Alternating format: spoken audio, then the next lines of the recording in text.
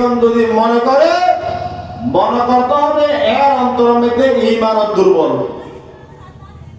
আল্লাহ তাআলা বললেন ওয়ালাউ আন্না আহলাল কুরা আমানু ওয়াত্তাকাউ লাফাতাহনা আলাইহিম বারাকাতিম মিনাস সামাই ওয়াল আরদ ওয়ালাকিন কাযযাবু ফাআখাযনাহুম বিমা কানু ইয়াকসিবুন।